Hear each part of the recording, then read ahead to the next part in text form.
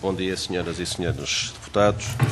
Em relação a esta matéria da proposta de lei 110/12, nós temos um conjunto de questões que gostaríamos de partilhar com as senhoras e os senhores deputados. Em primeiro lugar, logo uma questão de princípio que tem a ver com o desenvolvimento do processo. O Orçamento de Estado ainda não foi promulgado e nós já estamos a discutir uma matéria que integra esse mesmo Orçamento de Estado, ainda antes dele ter sido promulgado. Parece-nos que isto demonstra alguma aceleração de um processo que não nos parece adequado. Segundo lugar, em relação ao diálogo social, nós gostaríamos de transmitir às senhoras e aos senhores deputados aquilo que se passou. Portanto, não há diálogo social, nem houve negociação na concertação social sobre esta matéria. O que nós constatamos é que numa reunião do Conselho Permanente de Concertação Social, o Sr. Ministro da Solidariedade e da Segurança Social assumiu a convocação das confederações sindicais e patronais para reuniões bilaterais até o dia 27 de novembro. Acontece que estamos no dia 28 de dezembro e a CGTP continua à espera de ser convocada para discutir em reunião bilateral com o Governo esta matéria. Isto dá uma ideia concreta daquilo que se passa em termos do denominado diálogo social e a falta de respeito que este Governo continua a ter no que respeita à reflexão e discussão sobre estas matérias com os parceiros sociais. No que concerne ao documento em concreto, parece-nos que aquilo que está aqui em marcha, desde logo, nos deve levar a um conjunto de reflexões.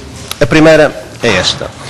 Se, porventura, esta ideia da diluição em duodécimos, de 50% de subsídio de Natal e de subsídio de férias, corresponde a uma preocupação do Governo relativamente à redução dos rendimentos dos trabalhadores e das suas famílias, parece-nos que o que seria mais adequado era o Governo ponderar bem e, neste caso em concreto, retirar a proposta que impõe uma sobretaxa de 3,5% no IRS e também recuar em relação à redução dos escalões de 8 para 5. Esta era uma atitude louvável que até poderia ser acompanhada de uma outra proposta que a CGTP apresentou e que, no essencial, conseguiria até ultrapassar aquilo que poderia ser as receitas do Estado. Estou a falar concretamente do taxamento do capital, do taxamento de todas as transações financeiras, quer aquelas que se verificam na Bolsa, quer aquelas que se verificam fora da Bolsa, de uma sobretaxa de 10% sobre os dividendos e as mais-valias,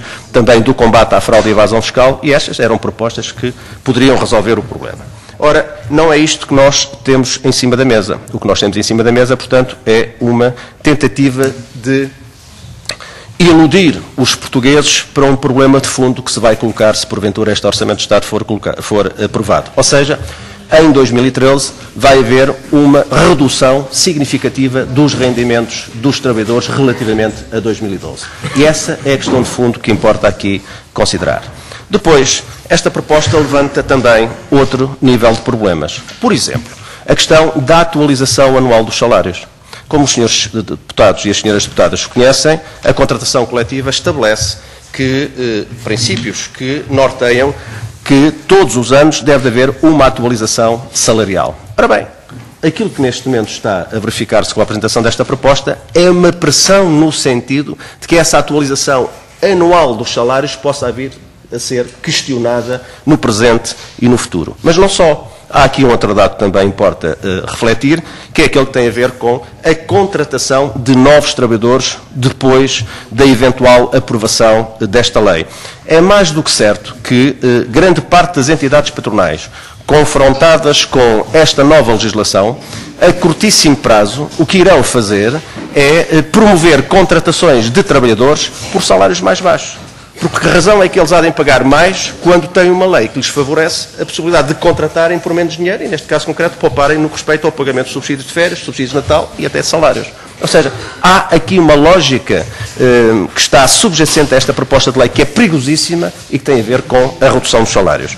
E todos nós sabemos que, funcionando a esmagadora maioria das empresas para o mercado interno, que também a melhoria do consumo é fundamental para a sua manutenção e desenvolvimento. Ora, aqui está também mais uma contradição desta proposta que, ou prever, ou pelo menos, ou possibilitar que novas contratações sejam feitas por salários mais baixos, também possa pôr em causa a dinamização do funcionamento das próprias empresas.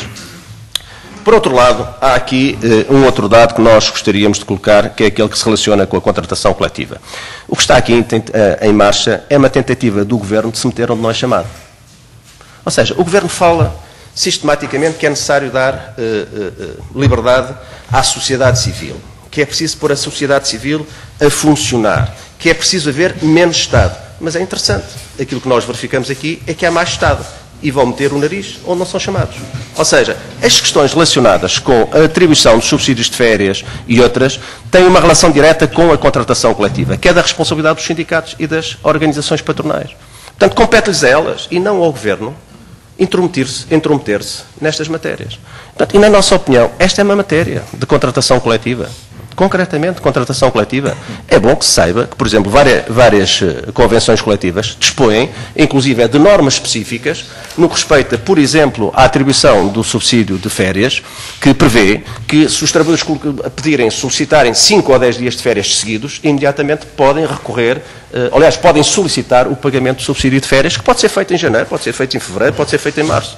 Ora, aquilo que se está aqui a verificar é precisamente o inverso. O Governo diz, não, a partir de agora vai ser assim. E depois depois de sair, então vocês, quer patrões, quer sindicatos, podem negociar situações eventualmente diferentes. Não nos parece que este seja o caminho correto. Mas, na nossa opinião, esta é uma forma de pôr em causa que o artigo 56 da Constituição da República Portuguesa, que estabelece 2 normas. Primeira, é de que os sindicatos devem participar na discussão da elaboração da legislação laboral. A CGTP foi excluída deste processo, relembro aquilo que disse inicialmente, portanto, que nos foi dada a indicação que iríamos ser convocados até o dia 27 de novembro para discutir esta matéria. Até hoje não fomos chamados a fazê-lo.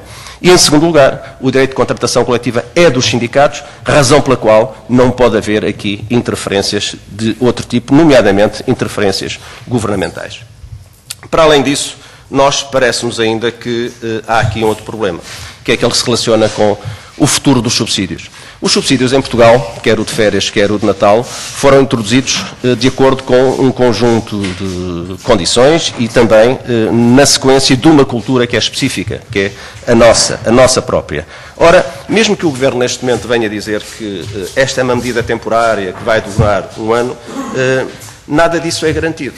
E, portanto, o que pode estar aqui também em causa é a possibilidade de, dentro de algum tempo, e até na sequência de várias exigências que algumas confederações patronais, mas não só, já fizeram, se possa verificar no futuro a diluição dos subsídios de Natal e de férias. E a nós parece-nos que isto é uma situação inaceitável que importa também aqui ter presente. Por último, um dado sobre os impostos.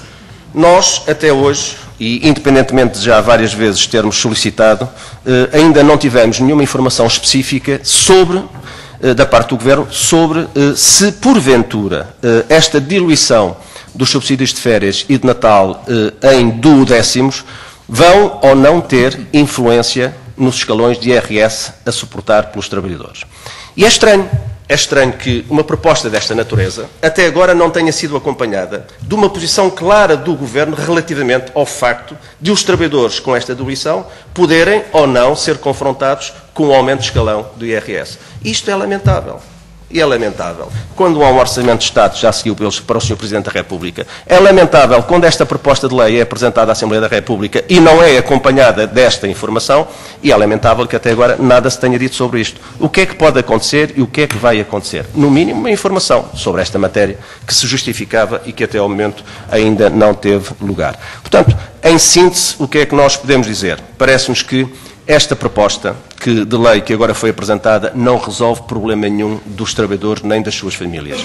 Mas esta proposta de lei mais não visa do que dar cobertura a um processo que está em desenvolvimento e que tem como finalidade promover a redução dos rendimentos dos trabalhadores e das famílias. E se associarmos a esta proposta de lei outras propostas ou outra legislação que, entretanto, já saiu, estou a recordar a redução do valor do pagamento de trabalho extraordinário, portanto, as questões relacionadas com a alteração da legislação laboral, nomeadamente com a redução do valor do pagamento das indemnizações, a redução da proteção social e outras, então podemos concluir que estamos perante um puzzle que é perigosíssimo e que, ao invés de responder a um conjunto de necessidades e anseios das populações, o que está é a promover uma acentuada degradação das condições de vida e trabalho das pessoas e, simultaneamente, o aumento das desigualdades e da pobreza. E isto não é bom nem para o país e muito menos para as pessoas que aqui trabalham e vivem.